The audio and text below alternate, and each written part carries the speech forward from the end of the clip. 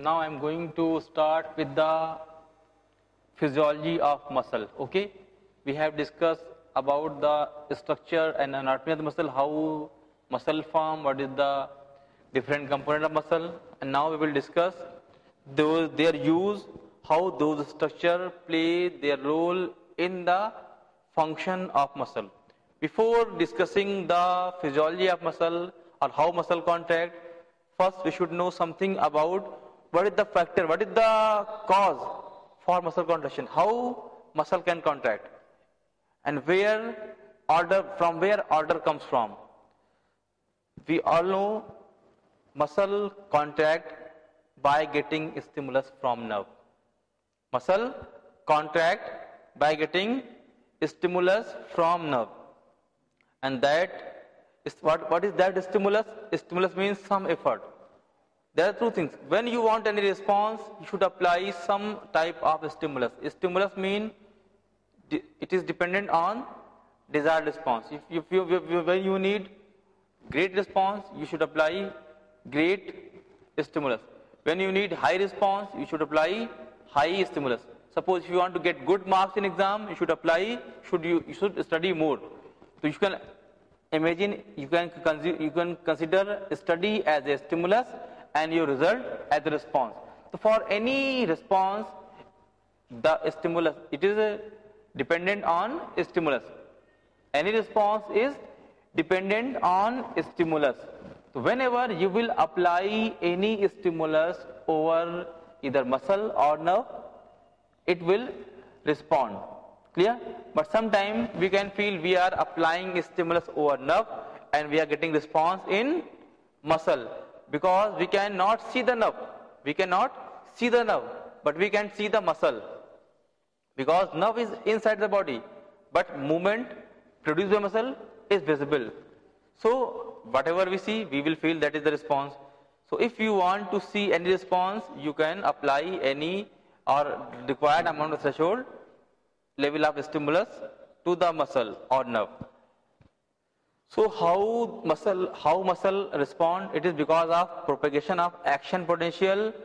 What is action potential? It is an electrical condition of a polarized sarcolemma. As we have discussed in muscle anatomy, the muscle cell is surrounded by a membrane. Whole muscle cell is surrounded by a membrane that is known as sarcolemma. And when you apply a desired amount of stimulus over sarcolemma, it will produce action potential. That is also known as depolarization. Depolarization. So I have told you in the previous lecture that there is a membrane. All structure, either muscle, nerve, all body cells are surrounded by a living membrane. If that membrane is present in muscle, is known as sarcolemma. If that membrane is present in nerve, is known as neurolemma. Or in any other tissue, is known as plasma membrane. Clear? So whenever you will apply any stimulus of required level, optimal level, it will depolarize that cell membrane. And when you are talking about muscle cell, it is a sarcolemma. The outside face is positive while the inside face is negative. Suppose if you imagine this is a muscle membrane. This is I have told you muscle is a cylindrical long structure, and whole cylinder outer covering is made up of sarcolemma. And when you talk about sarcolemma, inside and outside, covered by membrane. Inside is mitochondria, many structures, but outside is whole covering is known as your sarcolemma. So when you apply any stimulus over there, what happens during resting stage? Outside of the membrane is more positive ions in comparison to inside. This is known as outside phase is positive, inside phase is negative. This difference is charge. This difference in charge is the resting membrane portion. During this stage, when you can see the diagram, in resting stage, there is more amount of Na plus outside and less amount of K plus inside, and because of this more and less, there is a difference across the membrane. Okay, you can see in the diagram ki you can see in the diagram, outside the membrane there is more amount of Na plus, so it is positive, and inside less amount of K plus, so it is in comparison to outside it is negative. The proximal extracellular ion is Na plus, the predominant intracellular ion is K plus. As we have discussed, outside the sarcolemma there is dominancy of Na plus, whereas inside the sarcolemma there is dominancy of K plus, and this is the reason why there is potential difference, and this stage where more Na plus is outside the membrane or sarcolemma and less K plus are inside the membrane, that is inside the sarcolemma, is this condition is known as resting membrane potential. It means when we are keeping our muscle at rest, suppose we are not moving our part, we are not moving muscle, during rest condition we have some tone, we have some muscle is having some potential, and that potential at resting stage means when muscle is not contracting. What is resting stage? When your muscle is not contracting. When your muscle is not contracting, even at that time it has some amount of potential, and that potential is known as resting membrane potential. And the cause of resting membrane potential is because of more number of sodium ions outside the sarcolemma and less number of potassium ion inside the sarcolemma. When you talk this thing about nerve fibers or nerve membrane, that is neurolemma, more the amount of Na plus outside and less amount of K plus inside, that is for nerve membrane. Normal resting membrane potential of muscle is minus 90 millivolt, whereas normal resting membrane potential of nerve is minus 70 millivolt. The sarcolemma membrane is relatively permeable to both ions. What does it mean? It means from one end of the membrane is Na plus, other end K plus, but this membrane is permeable for both the ions. Na can come in, K plus can go out. So these two ions can travel across the both, from this side of membrane, from that side of membrane. Next is action potential. The axonal terminal of motor neuron releases acetylcholine and causes a patch of sarcolemma to become permeable to Na plus. I have told you what is membrane potential for sarcolemma. There should be more amount of Na plus outside and less amount of K plus inside. But when your neuron bring the signal at the end point where your nerve meets the muscle, nerve releases acetylcholine, and acetylcholine causes a patch of sarcolemma to become permeable to Na plus. It means, suppose if the length of sarcolemma is this and your nerve is coming like this, so when your nerve is coming, it will release acetylcholine, and because of release of acetylcholine from the nerve end, it can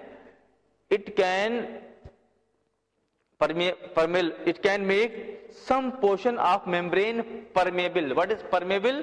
Permeability is a procedure. Permeability means we are flexible to allow you or inside, or the things can be flexible, or permeable mean it is porous. Suppose something is separated by a membrane, inside, outside. If it is not permeable, it will not allow to go inside material outside and not allow the outside material inside. But when it is permeable, things can go inside and outside, but it is selectively permeable, not completely. Like if you see the door, if you close the door, nothing can come in from outside and nothing can go out from inside. But if you see the net, this is the net of window, when it cannot allow everything to come in, but it can allow something to come in and it can allow something to go out. If you throw some smaller thing, it can go out easily. But if you will try to go out, larger thing should go out, it cannot, because this net is not permeable for larger things. Same as in muscle membrane or nerve membrane. When acetylcholine releases from your nerve fiber, it can make some portion of plasma membrane permeable for Na plus to come in and K plus to go out. In normal resting stage, Na plus cannot come in or K plus cannot go out. But when you apply any stimulus from nerve, that nerve releases acetylcholine at end, and acetylcholine can make the membrane of sarcolemma permeable for exchanging Na plus and K plus. It means your sodium potassium channel open. Channel open means कि sodium can come in, potassium can go out. Na enter the cell and resting potential is decreased. Normally, I have told you during the resting stage, outside Na more, inside K more. But because you have made or some stimulus by your nerve and acetylcholine made the change, some changes in the permeability of that membrane, so your Na plus will come inside, so your inside become more positive in comparison to outside, and this less, because it will cause decrease in resting membrane potential. What is resting membrane potential? Outside is positive in comparison to inside. But when you apply stimulus, Na will come in, and because when Na will come in, it can bring the difference. Outside is negative in comparison to inside. So this process, when your RMP is getting down, RMP is going to get down. When it will get down? When Na, outside Na will come in. And this process is known as depolarization. Polar mean end. Polar mean end. And you are change the polarity. Polarity mean charge difference. Polarity mean charge difference mean one side positive, other side negative. But what happened? Because of stimulus from nerve and acetylcholine, the things are reversed. Now, in this condition, inside is more positive and outside is less positive, which means you have completely changed the polarity. Polarity means presence of ion, either positive or negative. Positive polarity, negative polarity. If any ion has positive ion, has positive polarity. Negative ion, negative polarity.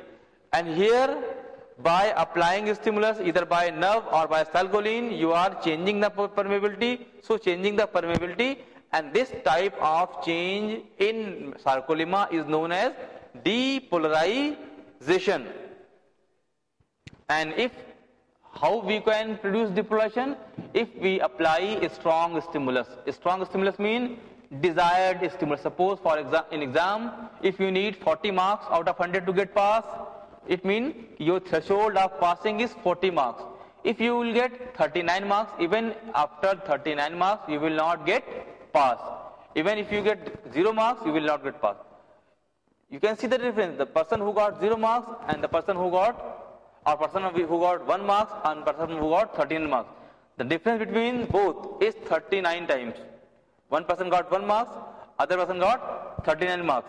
But the university has fixed up a passing level is minimum 40. So what should be the threshold level? The person who will got 40 marks will achieve the threshold and declare pass. So passing is response, and getting 40 marks is threshold level. So as here, if any nerve or muscle needs this amount of threshold to get activated, this amount of stimulus to get activated, and if you apply any stimulus is lesser than that. Suppose if a muscle need 100 millivolt of intensity for 5 seconds to get stimulated, and even if you apply 99.9% of millivolt of stimulus, it will not get stimulated because it should achieve at least minimum threshold. I have given example, a person who got 39.9% marks and the desired marks is 40%, so he will not get pass. So for getting proper response, for getting depolarization, we should apply a required amount of threshold. So you can feel here, if you want to produce pain, even with this touch, you cannot produce pain. If you want to produce pain, you should apply some higher amount of threshold. This is threshold, mild, moderate, severe. When you are pressing severely, you will get pain. So by applying strong stimulus, you can stimulate the receptors which are responding for transmission of pain. So I have told you कि suppose this is a nerve and whole is the sarcolemma membrane, and when your nerve brings signal, the acetylcholine can bring some changes in the permeability of some portion of membrane. It is depolarized. What is depolarization? Changing in permeability. But along with that, when your Na plus will come in, it will bring the outer signals also. Suppose when Na are entering from outside to inside, along with Na, the signals, whatever is brought through the nerve, will enter in the muscle, and it will travel all along the muscle through T tubules. When it travel all along the muscle through T tubules, where it go? It will depolarize. So by the process of depolarization and what is repolarization? I have told you depolarization is bringing Na plus, bringing inside more positive in comparison to outside. So when you go, the signal will move from here to here. What happen? This area will again regain the same polarity. It means outside positive, inside negative. But where the signal travel, it will bring same changes, depolarization. So back is repolarization. By the process of this phenomenon of depolarization and repolarization, impulses can travel from one end to other end, or from one fiber to other fiber. And by this process, they can transmit message of stimulus to all muscle fiber. This is known as action potential. I would like to summarize it. There are two processes. One is resting membrane potential and other is action potential. What is resting membrane potential? Resting membrane potential means that during resting stage, your muscle sarcolemma has more outside positive, inside negative. And because of outside positive, inside negative, there is some potential that is known as resting membrane potential. But when you apply any stimulus, the stimulus can change the permeability of membrane. So all Na plus will come in and less 2K plus will go out. Because of Na plus will come in, 2K plus will go out, inside will be more positive, and this process is known as depolarization. It means that your impulse come from outside to inside the nerve fiber. Now, because I have told you nerve fiber, muscle fiber is around 30 centimeter long. So it should travel throughout the length of muscle. Suppose here it can cause depolarization, outside Na negative, inside positive. So it will travel here, and at this side, outside negative, inside positive. But what happened to back? Back will again regain the original position. It means outside positive, inside negative. And this process is known as generation of action potential, and it travels rapidly along the through whole sarcolemma from one area to other area. I have told you the length of muscle fiber is around 30 centimeter. And when action potential initiated, the action potential is unstoppable and ultimately result in the contraction of muscle. It doesn't mean if you go for fire, when the bullet releases the gun, you cannot stop. Same as when you have initiated action potential somewhere in the muscle fiber, it will travel all along the length of muscle fiber. Clear? If you want to stop, suppose I can stop the action potential in the mid of fiber, you cannot. When you have generated action potential, it will travel all along the muscle fiber. This process is known as depolarization or action potential. Now, what happened to those places from where a stimulus has traveled? Suppose if I am traveling like this, suppose I am coming here, this area will be depolarized. Then I am coming here, now this will be depolarized. So what happened about the back area? Back area will again repolarize. Repolarization means regaining the same polarity that was maintained in resting stage. That means outside is more positive, inside is less positive. That process is known as repolarization. Immediately after depolarization, wave passes, the sarcolemma permeability changes again, Na channel close and K channel open. K channel diffuse from cell, restoring the electrical polarity of sarcolemma. It means when your impulses passes from one area to other area, that area will stop the Na channel and open the K channel, so inside will be more negative in comparison to outside. So again resting membrane potential will be maintained, and this process is known as repolarization. We can explain all the, you can see the figures, everything is clearly explained in the diagram.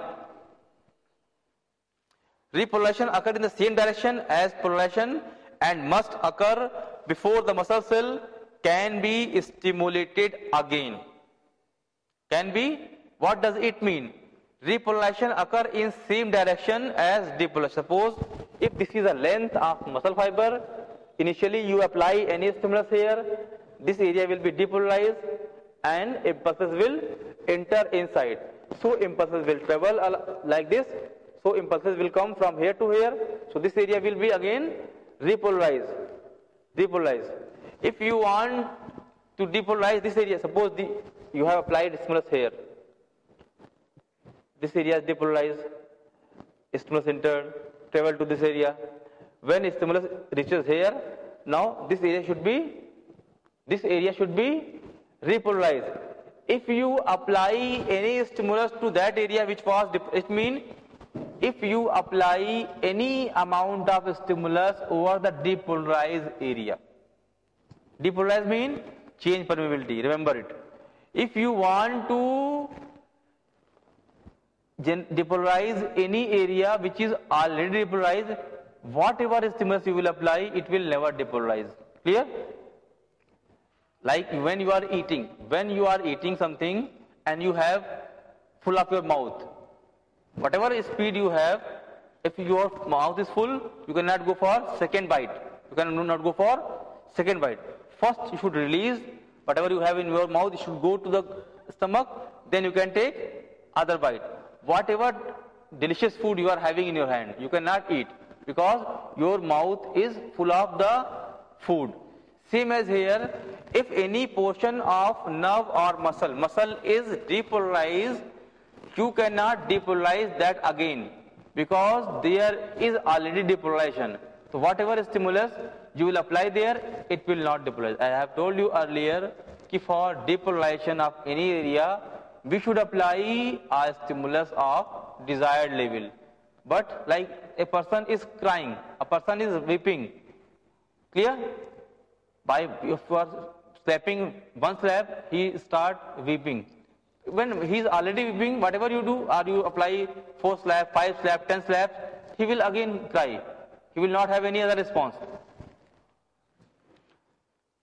The ionic concentration of resting stage is stored by NaK plus pump. Now you can think why there is more amount of sodium outside the membrane and less amount of K plus inside the membrane even at resting stage. So there is some force acting which is maintaining this ratio. The outside should be more positive and inside should be less positive in resting stage of the muscle or nerve. This difference of ion is maintained by the active sodium potassium pump. Now we will discuss the mechanism of muscle contraction. I have told you about the depolarization. What are the forces which can bring signal to the muscle? Now the signal has come to the muscle. Now there is a muscle chance to get response. Because I have told you, nerve brings the signal. Nerve brings the signal by action potential and resting potential. The signal will travel all along the nerve. Now it will, nerve you can see that in the diagram it is the axon. Axon come, if you apply any stimulus anywhere, it will come down to the level of your dendrite. And from nerve, the signal should go to the muscle. What happened? At the nerve end, there are pouches known as acetylcholine pouches. When those signal reaches to the level of that pouch, acetylcholine pouches, they will stimulate them and acetylcholine releases. And because of release of acetylcholine, it can depolarize the nerve muscle membrane, and muscle membrane become, they are ready to get contracted. Now we will discuss what is the mechanism of muscle contraction. Muscle contraction. What is muscle contraction? I have told you about the force, about the stimulus, how it comes to the muscle membrane, that is sarcolemma. Now I will discuss कि after getting signal from the nerve, how muscle respond. Muscle contraction. It is known as muscle response is known as muscle contraction. Muscle contraction can be placed into two categories: involuntary as well as voluntary. Involuntary means the contraction, the movement which is not under our control. Voluntary means the movement which are under our control, like blinking eyes. You are blinking your eyes at regular interval, your eyelids down and closing your eyes. The blinking of our eyes is not under our control.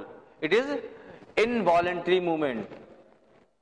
Same as movement in our intestine, intestinal wall, movement in our liver, contraction of liver, they are not under our control. The movement performed mainly by smooth muscles are not under our control. The movement performed by cardiac muscle like heartbeat, they are not under our control. So the contraction of muscle which is not under our control is known as involuntary movement, like blinking eyes, heart pumping, movement of GI system, movement of liver. And the movement performed by our skeletal muscle is voluntary movement. Suppose if we want to move our hand, we can move. If we want to drink water, we can use our hand, we can move our body. By having full control over our skeletal muscle, we can perform any movement. So mainly muscle contraction is two types: involuntary contraction as well as voluntary contraction. Involuntary contraction takes place automatically at spinal cord level, often without any action, decision made by your brain. It means your brain is fully controlling. Your brain is fully controlling your involuntary movement. If you think I should have dysentery, you cannot. It is totally controlled by your brain. When your brain feels you should have this type of problem, this type of movement in your smooth muscle, it will. If your brain doesn't feel, it will not. But what are the voluntary contraction? Voluntary contraction are caused by conscious decision made by the brain to initiate. What is the difference between involuntary and voluntary? We have seen both movements are controlled by brain, involuntary or voluntary. But what is the basic difference? In involuntary movement, you don't have any role. You think I can do, so muscle will do. You think I should not do, muscle will not do. Brain is a controlling organ, but in involuntary movement, brain is doing by its own. You don't have any mind. Brain is different thing, mind is different thing. Brain is different thing and mind is different thing. So in voluntary movement, your mind, your thinking will support you. When you think I should move my hand, you can move. When you think I should not move my hand, you cannot move. But in involuntary movement, everything is under full control of your brain. There is no thinking, there is no time, there is no decision making to perform any movement. And what is the role of, what is the importance of involuntary movement? We cannot live without involuntary movement, like heart pumping. Heart pumping is not under control. Now I will tell you what is the functional characteristic of muscle. First functional characteristic of muscle is excitability or irritability. What is excitability or irritability? The ability to receive and respond to stimuli. We have discussed before action potential. The muscle has a property of irritability or excitability. It means when you apply any stimulus, it will irritate, it will respond. Muscle has a property of responsiveness. Whenever you will apply any type of stimulus, any type of threshold of desired level, of required level, it will respond. Okay, it is not dead structure. When you apply anything, it will respond accordingly. Second property, second function of muscle is contractility. First is excitability or irritability. Second is contractility. What is the contractility? The ability of short forcibly. What is contractility? Ability to shorten forcibly. Muscle has ability to shorten forcibly. One muscle can shorten by 60% of its original length.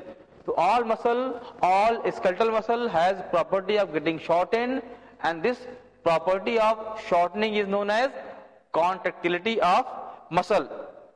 Third thing is, the most common word is extensibility. What is extensibility? The ability of any structure to get elongated. So muscle has property of extensibility, irritability, contractility, and third is extensibility, and fourth thing is elasticity. What is elasticity? Elasticity means ability of muscle to come back in original position when you stretch it. Clear? So they have property of elasticity. The muscle has four properties: irritability or excitability, contractility, extensibility, as well as elasticity. Now I will tell you कि by contracting muscle, what is the purpose of contraction? By contracting muscle, muscle can generate force. Force of muscle contraction is affected by, what is the main purpose of muscle contraction? By contracting itself, they are generating some force over the bone, and by generating some force over the bone, they are able to move the bone, and when you are able to move the bone, you can move the bone according to your wish. Suppose if you want to stand on your floor, your legs are, the knees are straight. When you want to sit down, your knee is going to bend. These both movements are possible because of muscle, because of force generation capacity of muscle.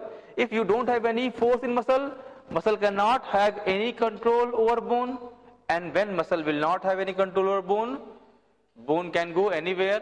It will not in your control, so you can either fall down, will not be able to get erect, you will not be able to walk, so and vice versa. Clear?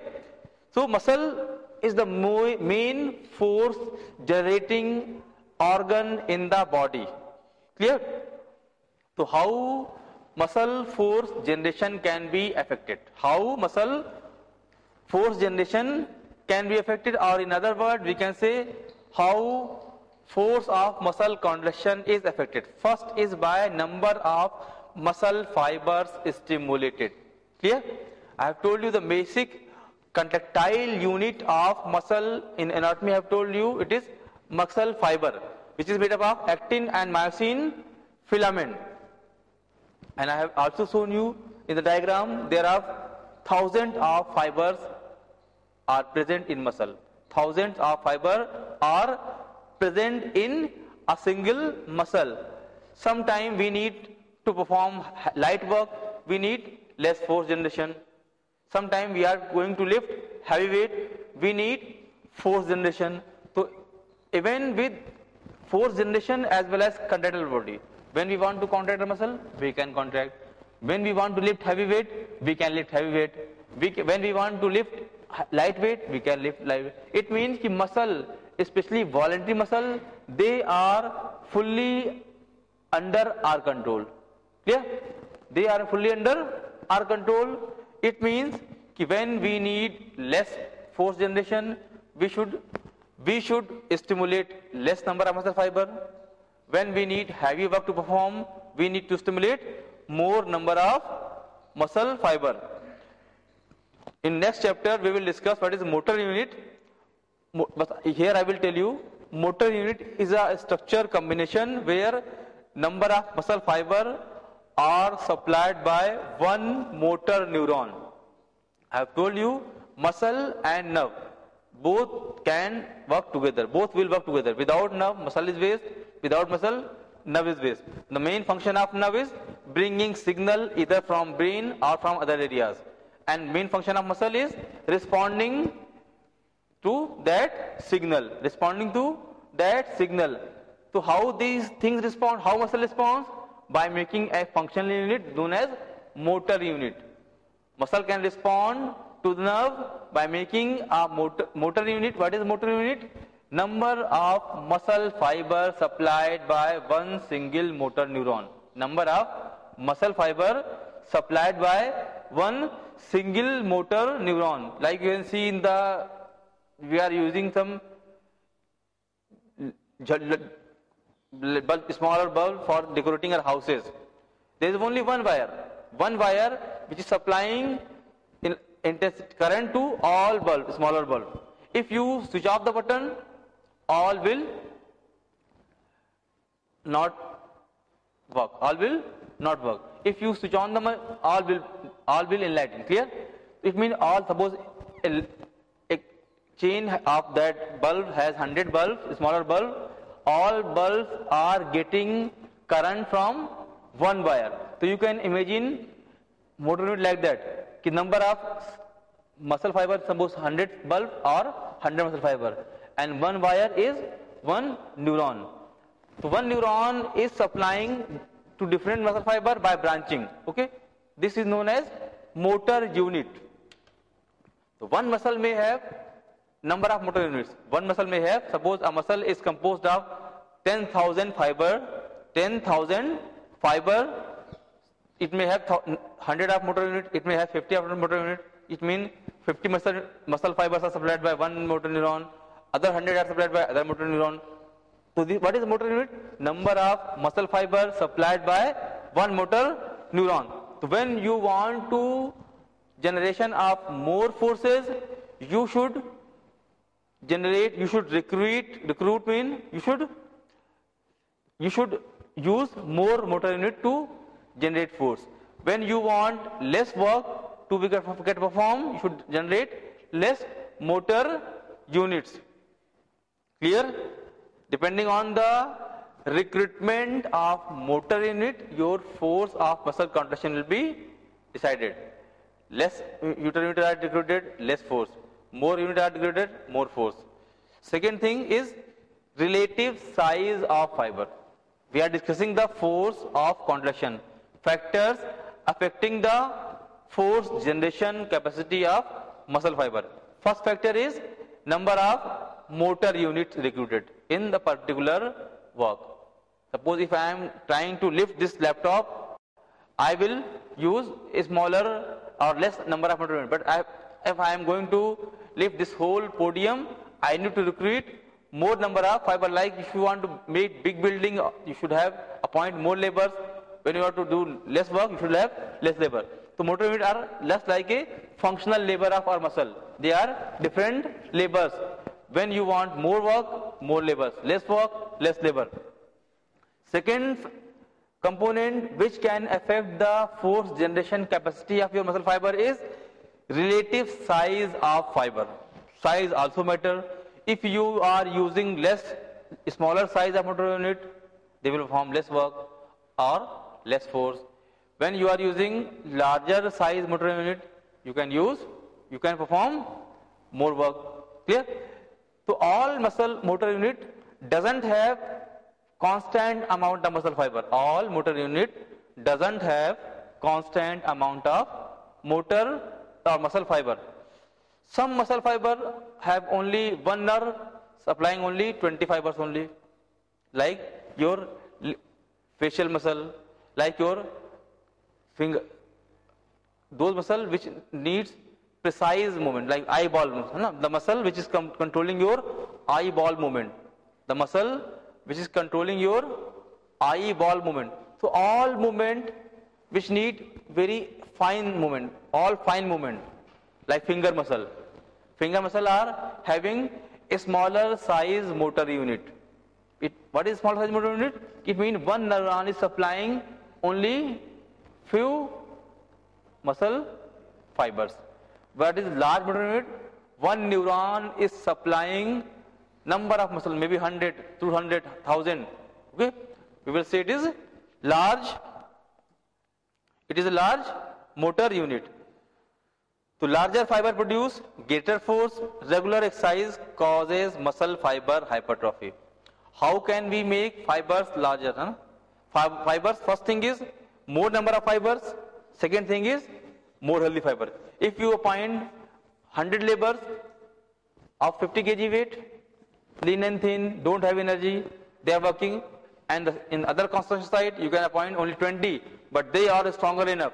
So even 20 may be equal to 50. Or you can get another example, if you appoint 20 children to perform a one of 5 years age or 10 years age to perform a work, and same on other side you will appoint only 5 healthy young individual to perform that work.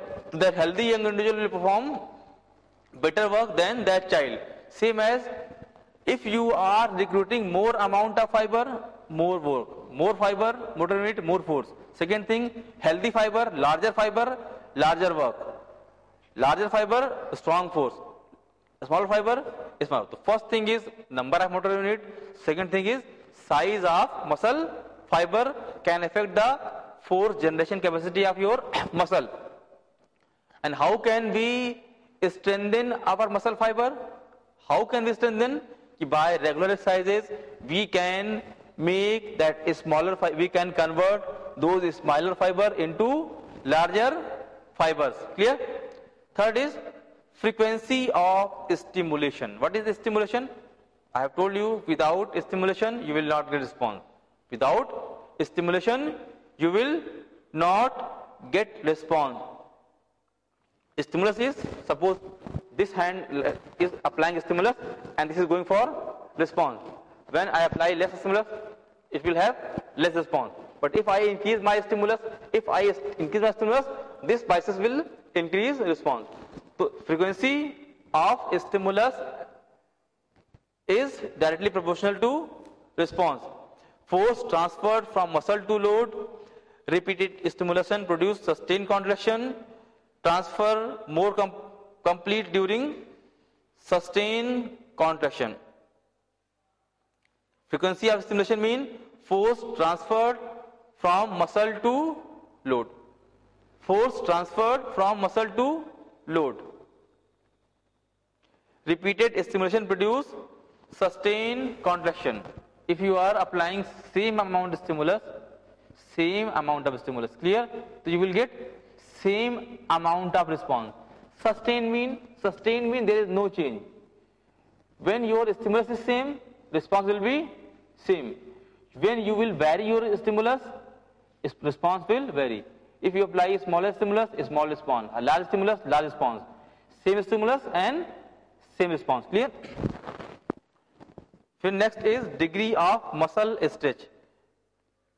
Greatest force when muscle is slightly stretched. Greatest force. How can you generate more forces during muscle stretch? You all know, before going to any specific sports event, where we are going to play, before going to participating in the game, first we will stretch ourselves, then go. Because by stretching ourselves, we can increase the force generation capacity of our muscle fiber. So that it is common that we should all stretch ourselves to perform better. How can stretching is going to help? By stretching, it can relax muscle, it can warm up muscle, as well as it can increase the force generation capacity of muscle. We have discussed the role of muscle. Now we will discuss the mechanism of muscle contraction. How muscle gets shortened and how it gets relaxed. What is the mechanism behind that? We had discussed the different factors which can affect the force generation capacity of muscle. Now we will discuss how muscle gets shortened and what is the mechanism of muscle contraction and relaxation. The basic purpose of muscle contraction and relaxation is by contracting and relaxing, muscle is exchanging its nutrition. But along with this process, muscle is producing movement. So how muscle gets shortened? We can explain the mechanism of muscle contraction by a theory known as sliding filament model of contraction. If you remember the muscle anatomy of muscle fiber, I have told you the basic functional unit of muscle is sarcomere divided by 2 Z bands, and from both Z band actin filaments are originating. They are known as light band, and in between there is thicker band is known as myosin. So what happened? Suppose this is your myosin and this is your actin. So when actin overlap myosin, muscle gets shortened. When actin go away from myosin, muscle will relax. Muscle contraction, muscle relax. Muscle contraction, muscle relax. So by this mechanism, sliding of one filament over other filament.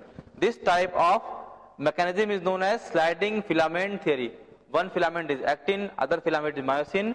Both are sliding over each other, and by sliding over each other, they are going to get contracted and relaxed. And then how they can produce force? What is the mechanism for force production? We will discuss one by one in detail. During contraction, thin filaments slide past thick filament. As you can see in the diagram, it is very clear that thin filaments are those filaments which are actin, and thick filament are those filaments which are myosin. And during contraction, thick filament slide past thick filament. Involved activation of myosin's cross bridges. If you remember the structure of myosin, it is made up of thread, double helix thread with some globular projection, and that globular projection, suppose this is your myosin filament, and there is 2 globular projections like structure, and downside is myosin, upside is actin, and that globules is going to attach with your thin filament, and they are responsible for, by movement of those globular structure, they are able to move the actin over myosin, slide the actin over myosin. Involve activation of myosin's cross bridges, increases overlap between actin and myosin, relax muscle, slide overlap, stimulator muscle, increase overlap. Okay? As there is more number of cross bridge will form, the muscle will generate more tension, more contraction force, more power. When there is less number of cross bridge will form, less amount of force generation by muscle. It means muscle shortening or contraction is because of sliding of one filament over other, whereas the muscle force production is because of formation of cross bridges between actin and myosin. The more cross bridges form between actin and myosin, the muscle will generate more forces. Less cross bridges will form between actin and myosin, muscle will generate less forces. And by this mechanism, muscle can generate force and get shortened and relaxed. How do filaments slide? Now I am telling you that actin is sliding over myosin. What is the mechanism? How this myosin is able to slide actin? They are not going to any union. They are just attaching themselves by means of some globular head of myosin originator. As you can see in the diagram, each myosin cross bridge attaches and detach several times during contraction. Suppose in normal resting stage, myosin is separate, actin is separate, okay? But what happened during contraction? They are coming closer and making some cross bridges. And during contraction, this cross bridges is moving like this and causing more sliding. One filament overlap over other, and it causes, see, the length of this is it, this amount. But when it is going down and down, down under this, the length of sarcomere is get shortened. Thank you. Each myosin cross bridges attaches and detaches several times during contraction. Retaching action generate tension. Retaching action generate tension. Thin filament propelled towards center of sarcomere. This is sarcomere, and this in between portion is center of sarcomere. When your myosin cross bridges are pulling actin filament towards center, they will come closer and causes shortening of muscle. Occurs simultaneously in all sarcomere throughout the cell. No all cell of the muscle, not all cells of the muscle. This process is going on only those muscle which is stimulated by neuron. The muscle which is not stimulated by neuron is not going to contract it. I have told you there is pattern of recruitment. When you need to perform a smaller work, lighter work, you need to recruit few motor unit of a muscle fiber. Suppose a muscle, any specific muscle, suppose you can consider quadriceps, hamstring, biceps, they are big muscle and they are having number of motor units. They are having number of motor unit. For some work they need recruitment or they need utilization of few motor units. So those neurons which are supplying those motor units will be activated, so only those fibers should contract. So sliding will occur only in those filament from which filament get stimulus from nerve. Your action potential has reached the level of synaptic cleft. From synaptic cleft, it will go to the sarcoplasmic retinoculum and releases the calcium which was present in that sarcoplasmic cytoplasm of Now your impulses will reaches to the level of synaptic cleft. From here, it will go to sarcoplasmic retinoculum and causes releasing of calcium ion which is present into the sarcoplasm of sarcoplasmic retinoculum and causes opening of calcium channel. Now calcium will be released from sarcoplasmic retinoculum.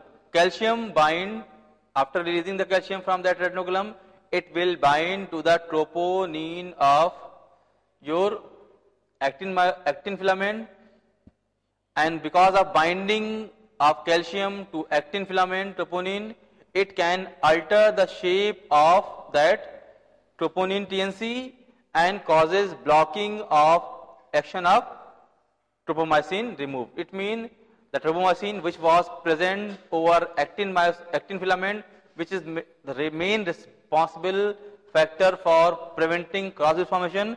When your calcium will bind with TNC of troponin, can cause blocking action of tropomyosin. So when tropomyosin will not work, your actin filament are free to bind with your myosin. So myosin head attached to thin filament, as you can see in the diagram, reattaching pulls thin filament toward the center of sarcomere. It means every time upside is your actin, and every time attaching, reattaching, it will bring your actin filament more closer. Calcium actively, and when there is a complete contraction, that time calcium actively pump back into sarcoplasmic reticulum and calcium signal end within 30 milliseconds. It means the whole contraction and relaxation period takes only 30 milliseconds.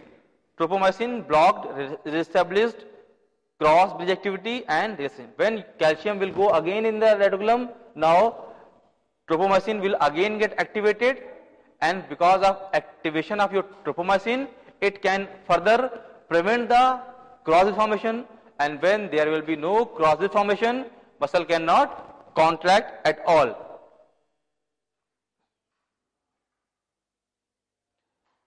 Repeat requires additional nerve impulses. When you want to contract muscle again, you want next signal in same manner, in same way. So you can produce second contraction. Suppose one contraction and other contraction. So for every contraction you need different stimulus. When nerve impulses are delivered rapidly, suppose sometime we are giving impulses rapidly, muscle are contracting rapidly. When you are doing any impulses slowly, you are thinking I will move my arm or finger slowly. Clear? Sometime we want I can move my finger fastly. So by changing the frequency of discharge, when you are stimulating your nerve fiber faster rate, your muscle will contract fastly. When you will activate your neurons slowly, they will contract slowly. So by delivering the impulses stimulus rapidly, calcium level increase greatly, muscle cell do not completely relax between stimuli, contraction is stronger and more sustained. Suppose if you are seeing the fan has only 3 wings, okay? When fan is moving slowly, you can count the wings. But if the fan is running by its full speed, you will feel there is only one disc is moving, not 3 petals. Same as here, there is, if muscle stimulus speed is slower, you can see when muscle contract, when relax, when contract, when relax. You can differentiate between muscle contraction and relaxation. But if the application of stimulus is faster, that time the muscle contraction and relaxation is so fast, you cannot differentiate between muscle contraction and relaxation. So in this process, sometime you can feel muscle is tight, like you can get, sometime you may get spasm. Suddenly you get up and you are not able to relax. You feel muscle is tighter. This is the sustained contraction. Sustained contraction, muscle is contracted but not getting relaxed. Okay? So because of higher frequency of contraction, the amount of calcium concentration is increased there. So we will revise the thing. Muscle fiber contraction, cross bridge attachment of actin require calcium, low intercellular calcium, muscle cell is relaxed, myosin binding site on actin are physically blocked by tropomyosin. I have told you for removing the blocking action of tropomyosin, there should be at least the amount of calcium should be at least 10 to the power minus 6 mole. If the amount of calcium over there will be less than 10 to the power minus 6 mole, it will not cause muscle contraction. Okay? What happens when person has high amount of calcium level? Calcium ion bind to regulatory site on troponin TNC shape change and causes muscle acting are exposed. Suppose sometime you can go for blood test of a person who has higher amount of calcium level, so he is having more amount of muscle contraction, he is not able to get relaxed. How calcium play its role in cross bridge formation? Myosin head is already cogged. Cogged means something, this is the one thread of myosin and other is one projection. So this is known as cog-like structure. Cocking fueled by hydrolysis of bound ATP molecule. What happened? This has ATP molecule. But from where? I am discussing the energy, from where the energy comes to bind these things. It has ATP, and before attaching, when it is going to attach, it will release one P attach, release, and because of release of one P, it will have some energy, and because of that energy, it will bind to your actin molecule. And when it bind, it will again utilize ATP and come back to original. So the energy for muscle contraction and cross bridge formation comes from ATP. Myosin head attached to binding site. I am going to describe the mechanism from where energy comes from. Once binding site on actin are exposed, it means you have increased calcium level, and because of calcium, it can deactivate your tropomyosin. Now your actin myosin is ready to attach with your myosin. Myosin head is already cooked. Cocking fueled by hydrolysis of bound ATP molecule. Hydrolysis means breaking of ATP into ADP and P. Once binding site on actin are exposed, myosin head attached to binding site. Approximately half of the myosin head on a given thick filament are bound to any given time. It means half of the myosin is going to attach with the actin filament. Once binding sites on actin are exposed, when binding site of actin are exposed to bind with myosin, there are power stroke. They are pushing it and bringing your actin molecule more closer. Myosin head pivots moving through 70-degree angle. It means, suppose this is the filament, this is cross bridge, angle is around 70, and at 70 degree it is pushing actin filament inside, and from where the energy comes? By the hydrolysis of ATP, which is converted from ATP to ADP plus PI. Now it is attached. After breaking your ATP into ADP, your molecular glomerular head of myosin is going to attach with actin. It is contact. Now after attaching and power stroke, it can bring the actin myosin maximally to the center. Now you have achieved full contraction. Now you should get relaxed, because after every contraction there should be relaxation. So what is the mechanism behind muscle relaxation? Once binding site on actin are exposed, cross bridge detachment, new ATP molecule covalently bind to myosin head. Again, one more molecule of ATP will, initially what happened? Initially ATP was with myosin, break, produce ATP as well as energy, and because of energy it is going to attach with the actin. What happened during relaxation? One ATP again come, attach to myosin and break it to the ADP and ATP. New ATP molecule covalently bind to myosin head, myosin and actin dissociate. They are going to be separate, and when they dissociate, the bridge is break, actin will again go back and muscle will get relaxed. As calcium pump of sarcoplasmic reticulum, it is because of actively pumping the tropomyosin to the calcium. Tropomyosin is going to pump the calcium to that retinol from where it comes, and ultimately it will cause muscle relaxation. Okay, thank you.